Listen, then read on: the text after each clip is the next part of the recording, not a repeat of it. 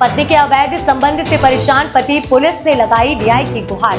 थाने का लगा चुका है कई बार चक्कर। नमस्कार, मैं हूं आपके साथ वैशाली और आप देख रहे हैं वीर भारत न्यूज। शहडोल जिले के जैतपुर थाने से एक अजीबोगरीब मामला सामने आया है, जहां एक पति अपनी ही पत्नी के अवैध संबंधों व प्रताड़ना की शिकायत लेकर कई महीनों से थाने के चक्कर लगा रहा है और कार्यवाही की मांग कर रहा है। कहीं ना कहीं कुछ लोग समाज के डर से लोग अपनी समस्याओं को उजागर नहीं होने देते हैं।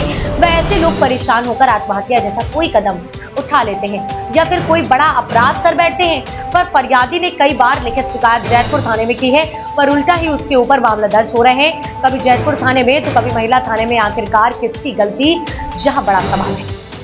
शहडोल जिले के थाना जैतपुर के अंतर्गत ग्राम पैरी बहरा निवासी राजेंद्र कुशवाहा ने अपनी पत्नी के अवैध संबंध से परेशान होकर पुलिस का दरवाजा खटखटाया है।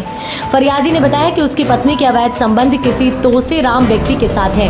ये दोनों मिलकर झूठी शिकायत कराते हैं। वह मेरी पत्नी मेरी 80 वर्ष की मां के साथ मारपीट करती है, वह बिन बताए चली जाती है, वह मुझे धमका देती है, जिससे लिखित शिकायत कई बार की गई पर किसी ने नहीं सुनी, जिससे परेशान होकर फरियादी आत्महत्या का आवेदन देने पहुंचा है। संवाददाता कोमल प्रसाद कुशवाहा की रिपोर्ट। राजेंद्र कुशवाहा लगातार कई महीनों से परेशान है अपनी पत्नी को लेकर के। कई बार उसने आवेदन भी दिया मगर उल्टा ही कार्रवाई उसके ऊपर की जा रही। क्या है पूरा मामला, थोड़ा सा बताएं। तो पति पत्नी का विवाद है। पत्नी इसको पसंद नहीं करती, जबकि 2 बच्चे हैं। सुनने में आया कोई एक और कोई कुशवाहा है, उसके साथ उनका संबंध है और पत्नी उसके खिलाफ रिपोर्ट नहीं करती, पति के खिलाफ करती है।